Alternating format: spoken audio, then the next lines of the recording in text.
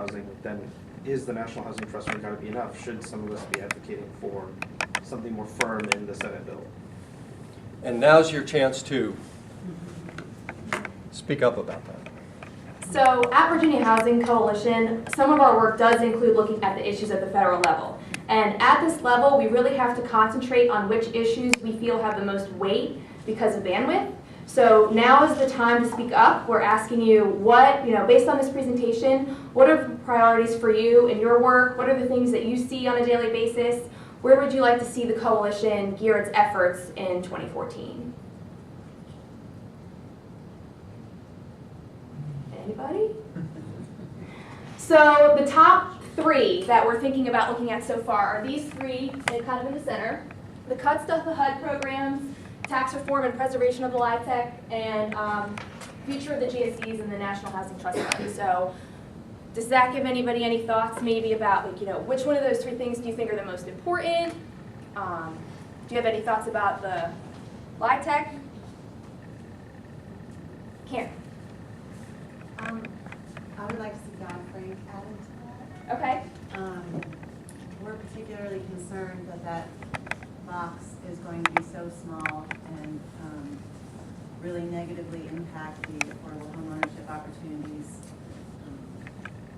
housing counseling, down payment assistance, building new affordable housing, our partnerships with private developers that are really just taking off. I'm sure there's many of us in the room that have the same experience. And I know that there's a lot of fear and anxiety and potential slowdown with those areas of possible great opportunities. And so this is a big area of concern, and no one seems to know exactly how it's going to play out. Right. That's true. So thank you. We'll definitely add that. Anybody else? Yeah, the cut to the HUD funding programs, because it's one of the main things I think that really go across the board, including rural communities. As much of the other stuff I think is more urban oriented, and if we're throwing people out on the streets, then we're just creating more problems. We're not even maintaining what we presently have for people. And those of us who run those programs can't afford to keep running them. Right. So we're just adding, it's piling it on. Great. So that's great feedback, especially since both of those weren't in our top 3 originally. Yes? I think Kelly kicked off with resources for independent living. We serve individuals with disabilities living in the community and trying to transition to the community from nursing home settings and institutional settings. And I think the voucher program is critical for that. It's getting harder and harder and more challenging, but the voucher program certainly, provides opportunity for individuals who are transitioning back to the community, and also for individuals who just need that subsidy to be able to stay in the community and in housing, and to have choice of where they live, communities that they choose to live in through the voucher program instead of having to go to a subsidized property where there aren't a lot of options.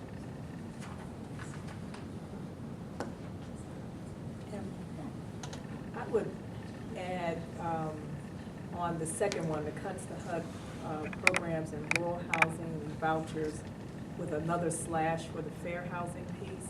And I say that because, if we're able to somehow maintain a level of affordability, when we open up communities and make them more inclusive, it expands affordability for families. Kelly just talked about people with disabilities. We want to make sure that the most vulnerable are able to access whatever we're able to maintain without being discriminated against because they're members of a protected class. Exactly. And actually, we'll get into that a little bit more moving into the Virginia Housing Coalition and PCEH side of things. So, Bob? Well, I'd certainly like to be sure that there's an emphasis on the tax reform and preservation of the tax credit program, but note that a couple of the other bullets up there are very much related to the success of the tax credit program, including the second bullet there with rental subsidies and, home program and, things like that, that would be federal public investment is crucial to the success of the capital stack on a lot of these developments. And then the CRA as well, which, it really, particularly the changes in CRA that are being proposed will make it much more likely that there would be, much less likely that there'd be the concentration of the premium pricing in the large MSA areas, and more likely that in some of the smaller communities and some of the less wealthy communities that don't have a lot of bank deposits. I mean, it seems to be almost counter to the intent of CRA, to be investing. Just for example, San Francisco is one of the areas that has the most bank deposits in the country, and the pricing for tax credit goes crazy in a market like that, whereas there's other poor communities all over the country that because of this tying the investment to where the deposits are, make it much more difficult for those deals that might have just as much need as certainly there are going to be challenges to do a deal in San Francisco or Arlington, but there's going to be a challenge to do a deal in rural Virginia as well. Right. And, yeah. Under tax reform, I didn't hear any discussion about the mortgage interest deduction in particular. And it seems like, I know it's sacrosanct, but the way Bob talked about it as something that could happen suddenly and sneak up on people, I just wondered what... Good point. I think the mortgage interest deduction is one of those things that is even more at risk than the tax credit program, for example. I think there's almost an assumption that in any tax reform, so broad-based tax reform that moves forward, there will be a reduction in the mortgage interest deduction. I think they're already kind of talking about what that will look like. The maximum maximum value of home would be $500,000. Second homes would be eliminated. So there's almost agreement, I think, bipartisan agreement that that's going to happen. Now, the pity of that is that for a decade, advocates have been arguing, especially advocates of rental housing for lower income populations, have been arguing that the mortgage interest deduction should be shifted. That there's a huge federal subsidy there. It's the biggest housing subsidy we have in the country. And a lot of it goes to people who are wealthy, or people of means. Many of us in the room would get big benefit from that. The argument has always been that when that happens, those savings should stay within housing and should get shifted over to provide support for more affordable rental housing. That's not the conversation that's taking place within the tax committees right now. They're trying to create a bill with massive savings so that they can reduce the corporate tax rate. That's really the goal in the House anyway. So that's a very good point. It's something we should continue to talk about. The National Low Income Housing Coalition has a whole campaign around this, very specific, how the mortgage interest deduction should be changed, where those funds should go, what kind of rental housing they should be applied for. Yeah. I think, and this may bring it more back to Virginia in particular, but I think on a national scale, there needs to be some funding track for housing rehab. We're going to see a large generational shift with the boomers in their homes, and those homes, the structures declining. So we need to start looking at funding to maintain those structures, and it gets back to the accessibility also. We need some funding source to maintain those structures long term. And we have time for one more Orlando, and then we're going to move on to the state side of it. It's up there as part of the second bullet, but I don't think we've talked about it, public housing. It's a program that's been severely impacted by cuts over the last several years. There's a number of initiatives going on now to try to transform public housing going forward, and it's important to be able to maintain and actually increase that level of funding for those efforts. Of course. And just would like to ask Bob to just mention that it's a very narrow issue, but it could have a major impact. The marker, the transition of flood insurance to market rate. Yeah. Neil mentioned this to me the other day, and it was totally off my radar screen. But it's important in a state like Virginia, which has, particularly in the eastern part of the state, but also in Southwest and other areas, significant numbers of properties that are in flood zones. Back a couple of years ago, I think it was really after all these hurricanes and big losses, Congress rethought how federal flood insurance should be provided. The gist of that was to move it to a more market-based system without big federal subsidies in it. I think it kind of was in the back of people's minds, but that is now coming. Those chickens are about to come home to roost, and there are going to be very big increases in, and I mean very big increases in the cost of flood insurance for homes in floodplains.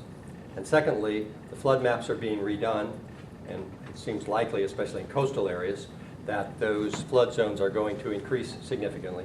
And this is not just about Matthews County or Lancaster. It affects Virginia Beach, Hampton, and major urban areas as well. My understanding is that existing property owners don't get the full brunt of that, but when a property sells, these new requirements would fully kick in. That's going to really constrain the sale of housing located in floodplains going forward. And we could all have different opinions about whether that's a good thing or a bad thing, but it is something that we need to be aware of. And we also should be aware of the fact that, it may not be true of coastal areas, but in general, lower income, just like happens with a lot of low-income housing location, tends to be in the less desirable location. So if you look at floodplains generally, you tend to find more lower-income people living in them than upper-income people. So this is going to hit the market that serves populations that we care about. Thanks, everyone. So before we shift over to the state side of things, I just wanted to point out the paperclip handout that everybody has. The front sheet is a guide for Virginia's entire congressional delegation. This is basically asking you to submit a comment in support of LIHTC. So we have a couple of different ways to do it. A very simple way is this top sheet. It has everyone's contact information, their email, and their Twitter accounts. And it's a request for action. So we're asking if you could send an email, letting everyone know or letting them know that you think that LIHTC is important and that it's had a positive impact and how you value it. And then the second part, the second two pieces of paper are two letters. The top part, the header, is blank on purpose. The first letter thanks Kane and Warner for their support of LIHTC, and then the second, the bottom letter, encourages the House to do the same. So we're asking that if you would sign the bottom and include your address. Your address is important because that will tell us where to send the letter. You can just leave it on the table or leave it on the back table, and we'll pick them up at the end and make sure that it gets to the right person. So this is definitely an easy way to take action. We will be talking about a few more ways to do so in our presentation, but I just wanted to point this out before you go today. If you could fill it out, we would greatly appreciate it.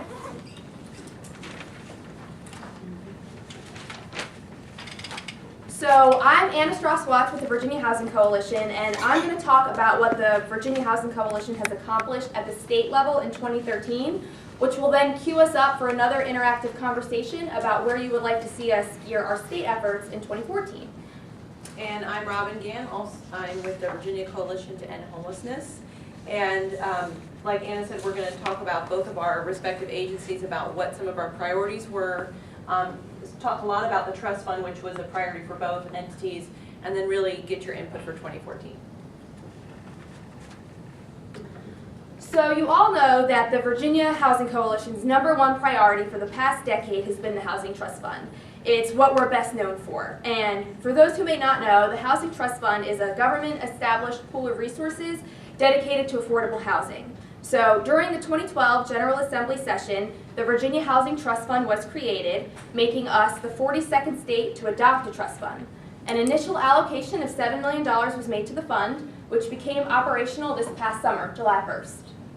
And for VCH, what really became a driving force for us in really being strong advocates and proponents of the trust fund was the inclusion of grants, and that really being critical in order to have not only the capital to develop more affordable housing, but as Bob had mentioned earlier, having the services and the rental subsidies, which are crucial for people who are extremely low income and who need that housing stability in order to be successful. So the initial funding came from a one-time payment that Virginia received as a part of the National Mortgage Settlement Agreement. The Housing Trust Fund does not have a dedicated source of funding yet. So a dedicated source of revenue, some states do have this, and that basically comes from unclaimed lottery funds, or they have recording fees or state income taxes set aside, so that their Housing Trust Fund gets funded every year. We don't have that yet. It's definitely a priority for us, but we have not identified a dedicated funding source yet, so it's not likely something that we will be able to make a lot of progress with this season. In 2013, more great news followed. Out of a compromise of budget issues, the Housing Trust Fund was awarded an additional $1 million from their robo-signing settlement agreement, and also the Housing Trust Fund was put into state code.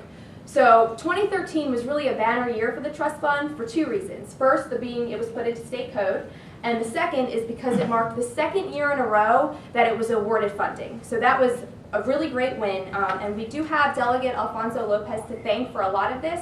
He worked really hard to champion, funding for the Housing Trust Fund and getting it put into state code, and we were happy, Virginia Housing Coalition was happy to honor him at our annual luncheon this past June to thank him for all of his work on this. So, moving forward, who gets the money? What do they spend this money on? Virginia's Trust Fund is administered by DHCD and BHDA. The call for applications was put out this past spring. We have gone through the initial round of funding, and the results are in. And probably not surprising to anyone is that demand exceeds supply. So I would just like to point out, you have another handout. This is the one with the colorful graph on it. And this basically goes into a lot more detail than what I'm going to go into over the next couple of slides. So if you want to follow along on here, there are 4 pools of money, 2 types of loans and 2 types of grants. So there are about $6.4 million in loans. These loans are low interest, they have good terms, they're supplemental, and the rest of the funding falls under grants. And of course, there's a line item for administration, which also is supported through these funds. So the people that applied for these loans and grants were local governments, local housing and redevelopment authorities, and other regional and statewide organizations that provide housing or homeless assistance to citizens of Virginia. And then also, hold companies created for owning and operating affordable housing were also eligible to apply. So the maximum amount awarded for a Housing Trust Fund loan is $750,000. And Robin is going to go into a bit more detail, but I just want to say that the competitive loan pool, basically this gives affordable housing projects the capital that they need in order to move forward. And like I said, these are low interest loans to finance housing projects. The repayment terms are meant to be quite flexible. And then the other side of the loans is the Trust Stabilization Program, or TSP, and this helps to transform previously foreclosed homes into community assets. So it's really focused on rehabilitation of these properties in order to turn them back into community assets. What's really interesting is when we talk about the way that the loans were awarded, and you look at your handout, 5 out of 9 of the loans were for permanent supportive housing. So I think that further echoes this importance of no longer operating in silos of homelessness and housing. Really, as the solution is more and more apparent to homelessness is in fact housing, it's that much more critical that we be coming together and advancing our efforts as a unified group. And for here in the Richmond region, you'll see that there were 2 awards totaling $1.5 million. One for permanent supportive housing to Virginia Supportive Housing, and one for single family homes to the Better Housing Coalition.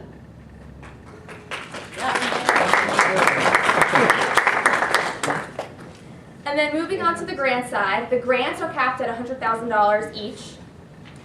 And really what we were looking for here is up to 20% of the fund was to be allocated for competitive grants, and DHCD was very clear that they wanted that flexibility to be up to.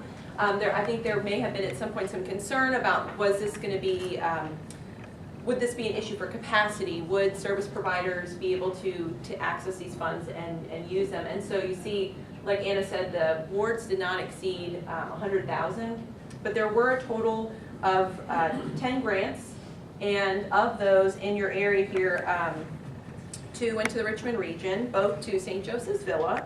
1 in Richmond, 1 in Petersburg.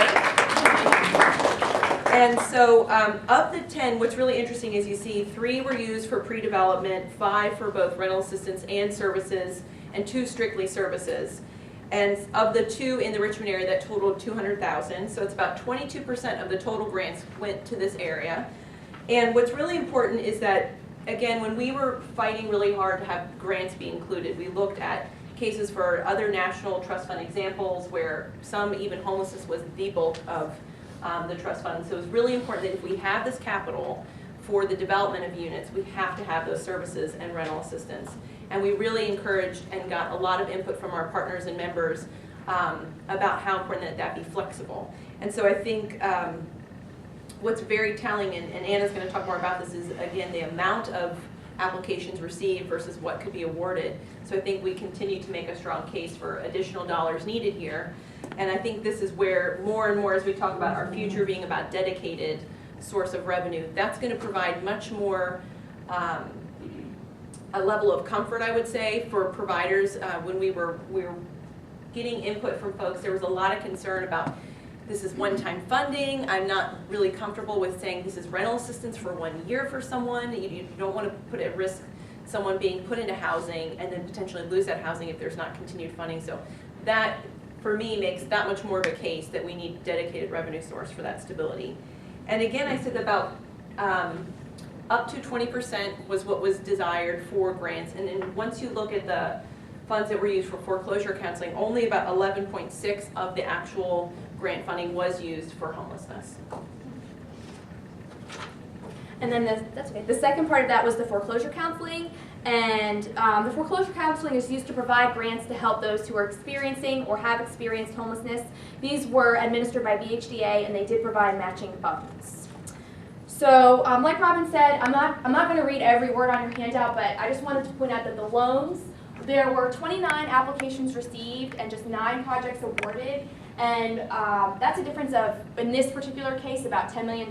So there is quite a large gap between demand and supply. And then on the grant side, we had 59 applications were received and just 10 projects awarded, which is the difference of 49. So it's just very indicative that there is a lot of demand and that we only expect to see this demand grow as word gets out about these funds and as people realize that it's available.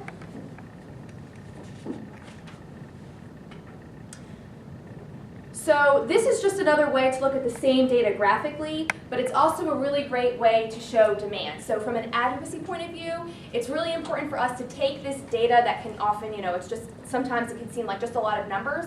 This is just a really easy way to show that the demand is really high and that the funding is a lot lower than that. So this is just for, kind of ease of viewing this information.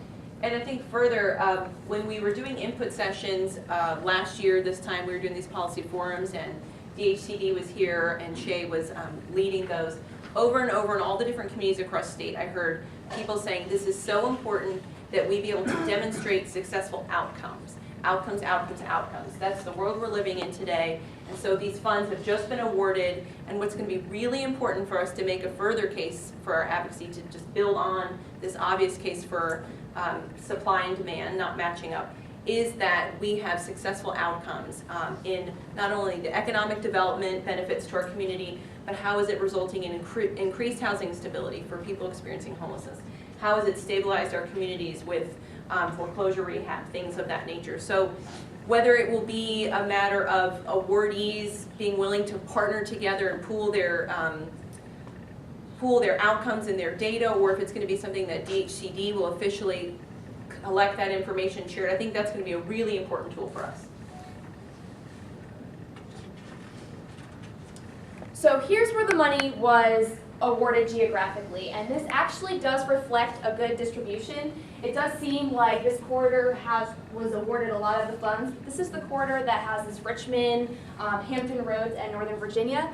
And these are all very dense areas, and also these are areas that are expected to experience 80% of the growth that Virginia is expected to experience over the next 20 years.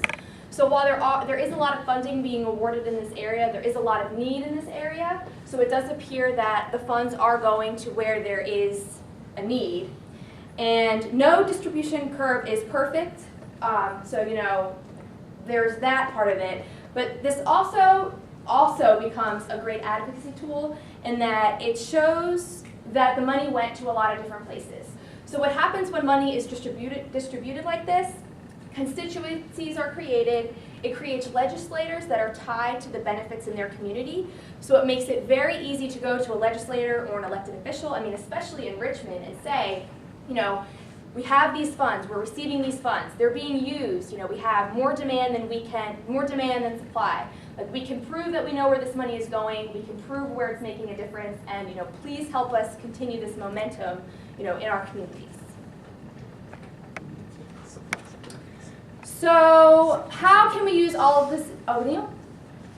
Do you have any information relative to the amount of money that, from the awards, the amount of money that would be leveraged to housing efforts? So I know those were gap financing typically, so what is the total amount of housing resources?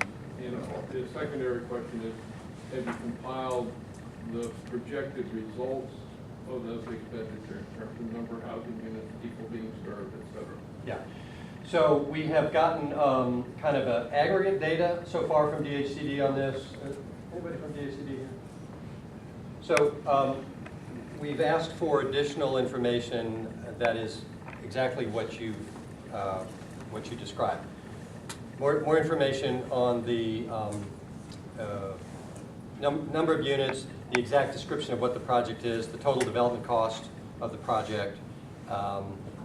And the other thing, thanks to you, Neil, we have an economic impact calculator that Neil worked with Virginia Tech on putting together. So we're going to take, for each of these projects, once we get this additional data, we're going to run an economic impact analysis for that project, and we'll include that information as well, so that when you go and talk to a delegate or a senator about a housing trust fund project that was funded in his or her district, you'll be able to say, here's what this project did, here are the types of families that were being served, the services provided, and by the way, here are the number of jobs, temporary and permanent jobs that were created. Here's the fiscal impact on the locality in terms of additional tax base. Here's the economic impact for the region as a result of this development. So the coalition is going to be giving you some tools, very specific tools, I think, that will be useful and helpful as you do your advocacy around this. And so that kind of leads us right into, you know, what can we do with this information and how can we actually make a difference in our community? And as we just discussed, the great geographic distribution of the funds makes it easier for us to reach legislators whose districts benefit from this program, and demand, as we demonstrated, shows that this program is a program that needs more funding. So you've got your list, this handout, and as Bob said, we are going to be building it out in the next couple of weeks and then redistributing it to include more descriptive information on the types of loans and grants that were awarded. This way you'll have a more complete story, and this is information that we encourage you to use in conversation with your elected officials. When they hear that you know where the money went and how the money was used and how it impacted your community, which is their community, that is what encourages them to listen. And this is just the first cut of information, so we are working with DHCD to provide more detailed information, and in the meantime, this presentation is available on our website if you need to reference it or if you'd like to download it. So the other thing is that elections are a really great time to talk to the candidates about the importance of housing. And we do have an election coming up. We will be electing the entire House of Delegates. We'll be electing a new governor, lieutenant governor, and attorney general. And this is a great time to talk to them about the importance of housing. You know, attend candidate forums and ask elected officials and people running for office, do you support funding for the Housing Trust Fund? Do you support funding for homelessness? And do you support funding for these other housing initiatives that we have put together? We want them to know that there's a large housing community and that we vote and that the people who vote care about housing. So to further demonstrate this point, in mid-October, VHC will be sending open letters to the gubernatorial candidates outlining these housing issues. We'll be sending them to our membership base. They'll be going out to our mailing list. If you're not on our mailing list, please sign up on our website. And also, we'll be sending these open letters through our online advocacy tool. It's called Salsa, and some of you are probably familiar. Basically, this is just a way for us to, we can write the letter for you. You can edit it if you want to, but all you have to do is put in your name, your address, and your zip code, and then the letter is sent to the right person, so it really only takes a second. And after you do it once, the system does remember your information, and we'll never use your address to mail you anything, I promise, but it's just a really easy way to get in touch with your elected officials and people running for office to let them know that you're paying attention. And people do sometimes ask us, does that even make a difference? If you're sending the same letter to the same person, do they even read it? And the answer is that we've heard that if a particular elected official gets just 25 letters, they start to listen because they know that it's an issue that's important. So there's more than 25 people in this room, so if we all send a letter, they are guaranteed to listen. And we'll be in touch with further opportunities for you to talk about candidates, as we become aware of events that they're holding in Richmond or other candidate forums. We'll definitely let you know via email. And then after the election, our work is not done. We're not going to just stop. We'll use our drafted letter to educate the newly elected officials, and we will work with their transition teams to continue to educate them about housing, and we'll talk to them to see how we can make housing a priority in their new administration. And one other important thing is that Virginia Housing Coalition is nonpartisan. So we do not favor one candidate over another. Instead, what we want is open dialogue. We want both candidates to understand that housing is an important issue, and we want both candidates to want to talk about it and realize that it's something that they should be considering moving forward. So I've been talking, yes? Has the coalition had a chance to figure out what the most logical source of revenue is? Years ago, we looked at the recordation tax and things like that. Is there some source of revenue that the Housing Trust Fund could be, portion of which can go to the Housing Trust Fund? We have not identified a dedicated revenue source yet. I mean, there's been conversations and talks, but nothing firm that we could feel like we could move forward with and say, here's a dedicated revenue source, and here's a dedicated revenue source that makes sense and is sustainable and that, would be a good win. So we haven't identified a source like that yet. I'll add one other thing. My name is Ali Farouk from Housing Opportunities Medieval. So there's sort of the standard housing trust fund bill that we've always pushed, and that one is, as you mentioned, the standard sort of surplus growth and a recordation tax, which it's really unclear how much that would be in any year, especially given how low the recordation tax revenue was during the housing crisis. But that bill is the one that has consensus, and that's the one we've always sort of pushed. But every time we do have that conversation with our partners, with allies, with legislators, we always bring up this discussion about, let's revisit the revenue source. Is there another revenue source? And as with all discussions about taxes and revenues, it's not a very fruitful one. It kind of just goes in a circle, and we all just kind of shrug. A big problem for Virginia. I mean, I have plenty of ideas. Nobody just seems to like them. A big problem for Virginia is that so much of the political oxygen as well as the money was just sucked up by transportation. I mean, already a big chunk of recordation, they were like scraping the bones off of everything to try to pay for transportation. And despite the recent transportation bill, those revenues are still going to transportation. So that was a big challenge for Virginia, that any revenue source, many of the revenue sources that other states use for housing all go to transportation. Yes? A suggestion. If you had a map that had all of the requests as well as the places that were allocated, if you had that map, then you could go to legislators whose communities did not get a grant and say, if we had more money, look what could have happened. That's a great point. Yeah, thank you. Thank you. Yeah, we will definitely do that. I don't believe we have that information yet. We haven't asked for it either. That's a so good idea. We will definitely request it and get something up on our website. So we've been talking a lot about the Housing Trust Fund and what we've been doing and what we're going to do next year in order to continue with our momentum. A couple things did happen this past year, 2013. I'm just going to zip through these. The Housing Trust Fund was put into state code, and this was the second year that we got additional funding for the Housing Trust Fund. The Communities of Opportunity tax credits. This is basically a tax credit where if landlords accept housing choice vouchers, they receive a 10% real estate tax credit. So it encourages them not to discriminate against people who use public assistance to pay for housing. The vacant building registration fee. This is just, if you own a vacant building in Virginia, you used to have to pay $25 a year. That fee is now $250 a year. So it's kind of like a preventative blight fee. Landlord tenant, Robin is going to go into a lot of this in just a moment. I'm going to just touch on the rules for landlord-tenant relationships. This part of the bill talked about if you are a person or a family living in transitional housing, so like a residential motel, and you're there for more than 90 days, you are then offered some of the same protections that you would receive in a typical landlord-tenant relationship. Not all of them, not most of them, but some of them. So it's definitely a step in the right direction. And we also, of course, had some bills that died or were withdrawn. We're not going to harp on all the bad stuff, but there were some interesting things that came up. So if you want to talk about it a little more, just find me after the session. The one that I am going to touch on is the source of income as a protected class. This bill, so I just talked about the opportunities tax credit. So if landlords accept housing choice vouchers, they receive, tax credit. Here, we tried to make it so that landlords had to accept housing choice vouchers. You are not allowed to discriminate against people who use public assistance to pay for housing. This bill was sent to the Housing Commission, and we do hope to make some more progress with it. And I'm going to turn it over to Robin, who's going to go into a bit more detail on the VCEH side of things.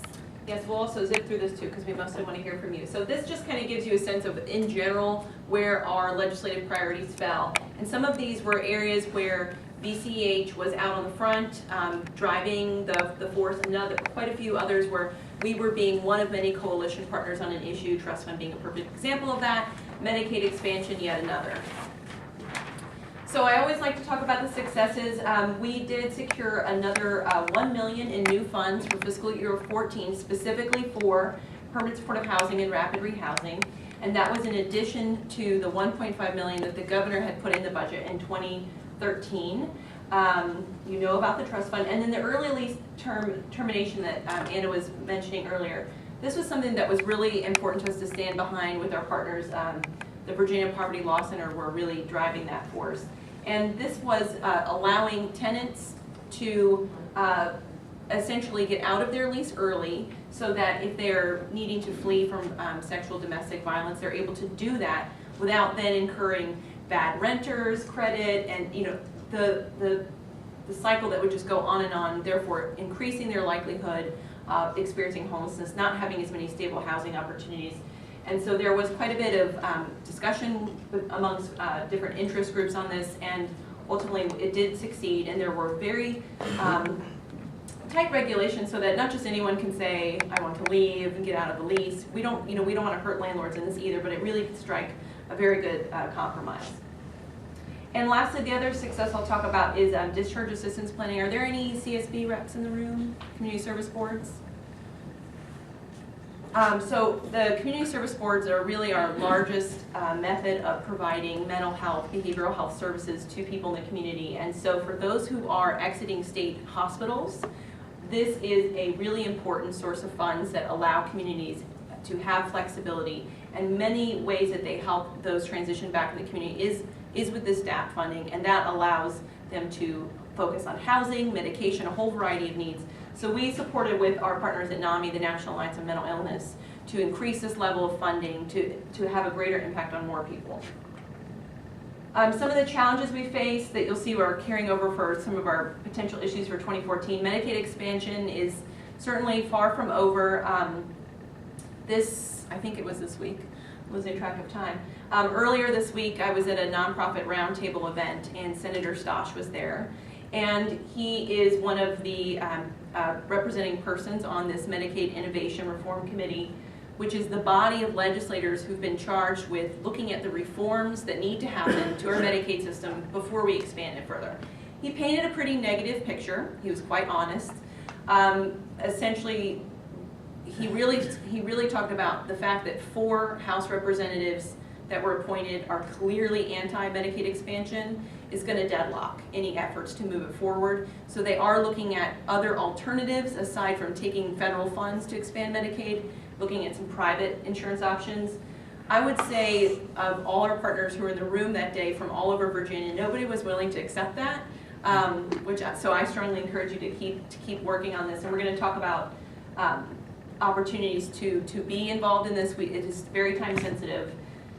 And another piece I think that's really important is we did not have success on expanding this window of opportunity for youth who are in foster care and to have what are called independent living services. So if any of you remember between 18 and 21 that you thought you knew everything, and then you have youth who are really vulnerable, it's really important that after they say, I don't need services anymore, I'm done with the foster care system, I don't want to be a part of this, I want to go, I can make it on my own.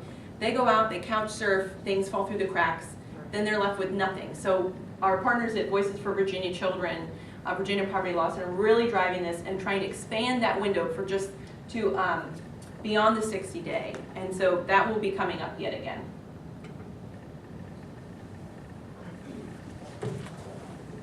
So we have done enough talking, and we'd like to segue into some conversation about where you would like to see the coalition take a stand in 2014. We do have a list up here. So specifically some of the things that are on Virginia Housing Coalition's top priorities moving forward, finding funding for the Housing Trust Fund, definitely top of our list. The source of income bill, that was the one that we were talking about, making it so that landlords can't discriminate against people who use public assistance to pay for housing. And then also the accessible home tax credit, the cap is now at $900,000 for that. There's, this bill would make the cap $2 million, and basically that's so that it would be for places with a no-step entrance. All doors on the first floor just have to be 36 inches wide. There has to be a bedroom and a bathroom on the first floor, and all bathrooms have to have a wheelchair turning radius. So it's not, that's doable. The bathrooms don't even have to be ADA style approved, they just have to have a wheelchair turning radius. So those credits would make it much easier for people, to convince landlords or, for people to make these units more accessible. So that's for the Virginia Housing Coalition, and I think Robin would like to go over some of the issues for VCEH. Sure, and I think some of them I already addressed, but the hope is that for permanent supportive housing, based on this statewide coordinating council, which has many heads of state agencies brainstorming together and moving the governor's plan forward on the issue of homelessness and reduction, funding for permanent supportive housing was made a priority, and so we hope to see that in the budget we won't need to continue to ask for budget amendments to add more, but that it'll be a stable part, a line item of the budget. We're also really supporting our partners in peer recovery programs, which that is a shelter that is really focused on substance abuse recovery. There's a great model here in the Richmond area. You all are probably familiar with the Healing Place. And so we are hoping that there will be funding in the budget. If not, we'll be working with our partners to do that. Or we've kind of got option B, would be looking to do a pilot with the Department of Corrections to have a pilot, a model that we've seen in Kentucky, which is where the Healing Place model has come from. That's been really successful in recidivism for jail and prison, and also for reductions to relapse and substance abuse, which is very costly. So what do you think?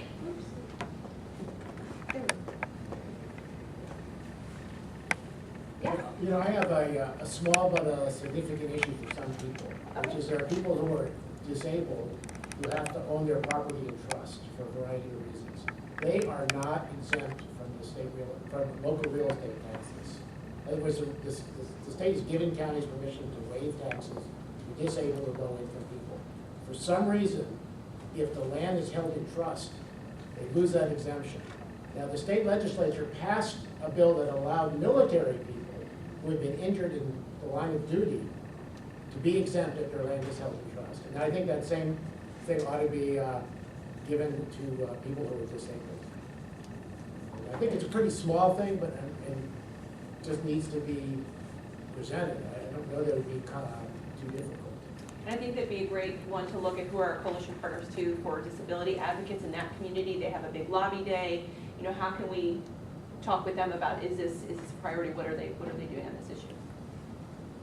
And also, Howard, if we could get a story or two. Got 'em. Yeah, that'd be great.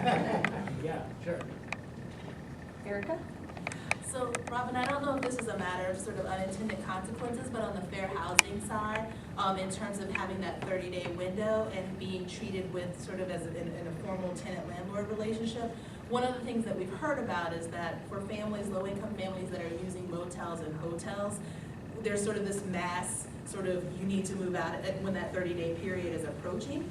And I've heard this on several occasions, so I'm wondering if there's anything that just needs to be re-examined about that, if that's more of a regulatory issue or not, but it's something that's happening frequently. We have families or individuals that are using those types of housing, obviously not ideal or low cost, but you know, they're sort of hitting this window and people are sort of evicting them in order to avoid that particular policy. A livable homes tax credit, going from 1 million to 2 million, I think is particularly important this year. Although the credit's been around for a couple of years and it increased from I think 200 to 500 to 1 million. This may be the first year that they're approaching that $1 million cap. And if there are requests for that credit that exceed the 1 million, then the credits are prorated among the applicants. And that would steal a lot of momentum for the community, including builders who are now eligible for taking the credit. It will steal a lot of momentum for, I think, people to do those visibility improvements that much of the housing stock needs. I don't think you mentioned, what's the TANF issue? Yeah, thank you. That was one I was curious. So for especially those who have been working on homelessness, there's been more and more rhetoric around the importance of using mainstream resources. And that's not really unique to homelessness. I think all social service areas are really hearing this. And so one of the examples that is being touted is the use of TANF and connecting TANF because many families experiencing homelessness are using TANF or TANF eligible and using that as one of the many tools to create that stability. There are some great examples from New Jersey, Utah, Idaho. And so what VCH has been doing thus far has been talking with directors of social service agencies across the state, also talking with the Virginia Department of Social Services to find out what are the parameters now, how are people addressing homelessness with their existing TANF programs, how are eligibility for TANF preventing further use of TANF to address housing issues. So there is a question as to whether or not what needs to happen would be taking funds from the TANF block grant specifically for housing, which has been done in the past. DHCD got funds to do that. Is it more a matter of language and regulation changes so that allow agencies additional flexibility in using TANF? I mean, there's no question that if we're talking about taking a chunk of the block grant, that's taking away from another program. So that obviously is a really weighty issue, but it's really just something we're interested in. What do you all think in your community are the opportunities around that? Is that something that you think would be a benefit? But wasn't the case that TANF was allocated to DHCD for housing resources in the past, and haven't those resources been reduced over time? Because one of the issues in the way that I understand it is that the General Assembly has control over the block grant. It's not within control of the Department of Social Services, so it is kind of at the whim of the pet priority. So I think for us it's maybe about connecting those dots. Should this be a pet priority, or is this a clear connection, which I would make the case it is, for TANF eligible families? There is definitely preventive issues for homelessness, rapid rehousing needs, so. I would like to add a little bit of nuance to the discussion about the funding for the Housing Trust Fund. And of course, the end goal is that there be a dedicated source of funds. But for a lot of reasons, you know, we've talked already about resistance to that, conversations I've had with people, some of the legislators are philosophically opposed to kind of taking the allocation decisions away from each legislature, wanting them to be able to decide, not have the decision made by a previous legislature how much funding goes in. So I think that in the meantime, while we're interested in there being a dedicated source of funds, recognizing that that might be a longer march till we get to that point, we need to be ensuring that there is resources dedicated on an annual basis at least to continuing allocations into the trust fund so that we can continue the momentum. And we have plenty of better case to make that case now, information to make that case now, and need to at minimum ensure that we continue to get allocations in the budget process.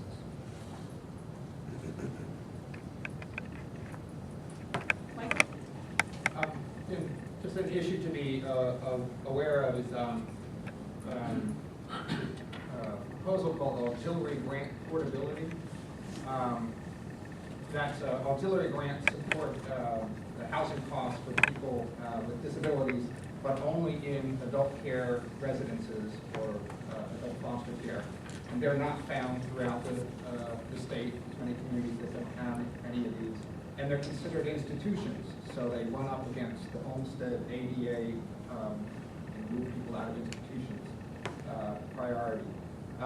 NAMI Virginia filed a complaint with the HHS Office of Civil Rights about this situation, and that office has begun an investigation. So there may be pressure on Virginia to make some changes in that program or put some dollars into alternative sources for rental assistance for individuals with disabilities. So it'd be something to watch.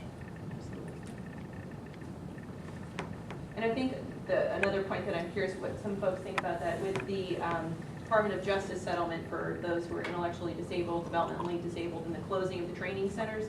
Time and time again, we've heard from some of our national partners that in other states where such settlements have happened, they are looking at your other populations who have been institutionalized as well. And you can be rest assured that there will be future settlements. So for the mental health population, there's no question that as a state, we really should be ahead of the game, ahead of the ball here, and hoping to focus on ways to take people out of institutions, get them back in the community. Auxiliary grant, I think, is one possible way to do that. Yet others would be when we talked about those DAP funds to getting people out of state institutions as well. So I'm curious if anyone has thoughts about that. I just wanted to add what Mike was saying. The Disability Commission, I think, just took that on, and they're meeting on Monday the 21st at 10 o'clock, and they formed a new work group to deal with, to look at auxiliary grants. So that's something you may want to follow up with.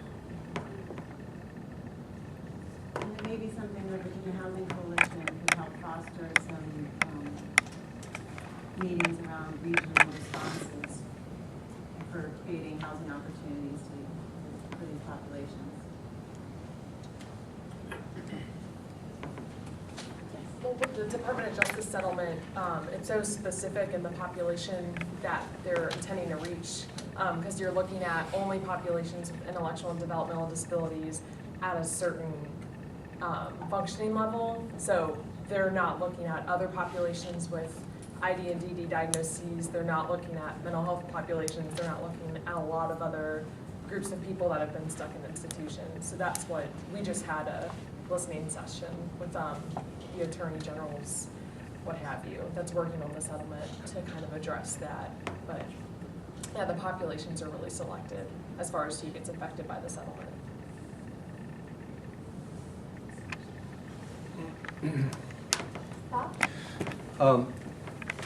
Just back to the funding for the Housing Trust Fund again for a minute. We talked a little bit, Anna talked some about the election coming up, and obviously we're going to have a new governor in January, but we currently still have a governor, and that governor is preparing budget for the next biennium right now. So the coalition is going to have very quickly put a campaign in place for advocates to reach out to Governor McDonald and urge him to retain the funding for the Housing Trust Fund. We had $8 million in the trust fund in the last biennium. It may have come from one-time sources, but it was still in the budget. We're taking the position that it's in the budget, in the base budget going forward. So we're going to be asking you to write letters to the governor urging him to retain this funding as he puts the budget forward. You know, it's so much easier to, if we get a budget introduced by the governor that has some housing trust fund money in it, than trying to get money put in it. It's like night and day.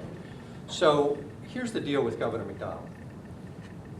He put a real priority on reducing homelessness. It was a high visibility issue for him. I think he was legitimately and honestly concerned about this as an issue in Virginia. And he made some resources happen to address that. He put a parameter around the level of reduction he wanted to see, and that was measurable, and that target was met. So it's a legacy for him. And as Robin was saying, we should not let there be any light between housing and homelessness. These issues are really the same thing now. Increasingly, we're recognizing that rapid rehousing and permanent supportive housing, these are the ways that we solve homelessness in the long run. So let's give Governor McDonnell an opportunity to have a legacy as he leaves office around housing and homelessness. A simple way for him to do that is to leave some money in the Housing Trust Fund, the majority of which did go to projects that will reduce homelessness.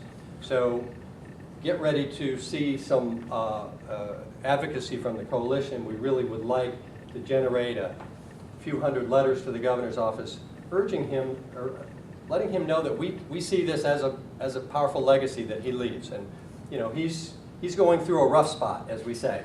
So one would think that he would be looking for ways to leave a legacy behind and validate his administration. And this arena was something I think that was a legitimate accomplishment for him. But when you hear from the Virginia Housing Coalition, act on it, forward it to other people who you think will act on it. It really, as has been discussed before, when politicians hear from constituencies in large numbers, they pay attention, and we have an opportunity here. But it's a better opportunity if there's lots of voices saying the same message. Yeah, can I ask a question? This is a little bit off topic because, we have seen some great things happening, thanks to y'all for doing that and helping us be engaged. But on a slightly different topic, in terms of advocacy, right? I've been writing to my congressman recently about the government shutdown, and I'm not a happy constituent. My husband is convinced that we're going to be, under surveillance pretty soon. Already on. But my question is, at a certain point, I'm pretty sure that Representative Cantor's staff will throw away anything with my name on it. So is 25 contacts from constituents the same, or do they really throw out oh my God, not Kelly Horn again? I mean, yes. I'm just curious, right? Do we hurt their cause? Because I'm pissed at what they're doing, and I've let them know that every single day since Monday. So if I then say, support the low-income housing tax credit, am I hurting that cause? I'm going to say, Kelly, that if you're a lone wolf, sure, but if it's collective efforts, you're one of many voices, and that makes it that much stronger. Can I add one thing? I'm not going to stop emailing him, right? Right. and I do it from a very special email address, which I don't use for other stuff. The one you're okay at the NSA is fine. The special email address you use, because that's the one you want the NSA to be monitoring. Yeah, right. I think about Yahoo, I don't care. Right? The thing I'll add is that I think everybody in the room knows this, but there's a pretty dramatic difference between advocacy at the federal level with your members of Congress and U.S. Senate and local level. If you can get 3 calls to a delegate, he'll panic. He'll feel like the sky's falling. You could get 1,000 calls in the Cantor's office and he will not care. Right. It's just not that he's a bad person. He's just the dynamics of federal politics. My emails aside. So I think when we talk about the governor and the state senate and the state house, I think absolutely 25 is like huge, and there's a revolution happening when that happens to a state senator. And also, I mean, we're going to continue doing sort of events to get people like yourself and others who are sort of more sort of grass tops leaders right in front of the decision makers. Yeah. And I know you've been doing that for a while, so thank you. Yeah. I mean, and I'm nice, I'm polite to all the others. It's an honest question.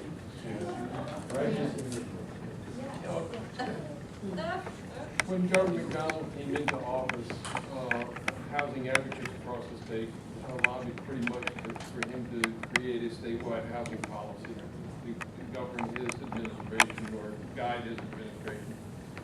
Should we be considering, I'd like to get the feel for this group, should we be considering pushing for that type of effort in the next administration? Yes, I think so. And Pam, if I can put you on the spot, Pam Kessler, who's the homeless outcomes coordinator, you know, that body, the coordinating council, their intent is to continue to move forward, but it's got to be a priority of the new administration. And so I don't know if you want to share any thoughts about like the importance of communicating that. Neil was pointing out this housing policy framework is broad. Homelessness was a piece of it. And through the efforts of Bob Sled and Secretary Hazel, this coordinating council really has moved things forward and achieving a lot of the results that Bob was talking about. And we're meeting next week to discuss how to prepare a transition report with recommendations and suggestions of how do we keep those moving forward, because they're linked, obviously. So the coordinating council will be meeting later this month to look at what this transition report should include. Our hope is that it will be ready for the governor's housing conference. We haven't heard yet if he's going to attend the conference this year or not. But we are hopeful that whoever does win the election through their transition teams will consider keeping this momentum moving forward, both with housing and homelessness. So that's what we're focused on.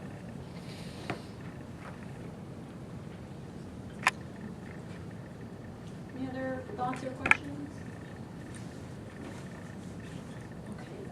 So it is right about 11:30, so we're, as promised, we're going to wrap up. We'll be around, so if you have any questions for us or Bob Adams with Housing Virginia, and please definitely make sure the paper clipped handouts, if you'd like to take action this morning, definitely just fill it out, leave it on the table, and we'll make sure that it gets to the right person. Thanks for coming.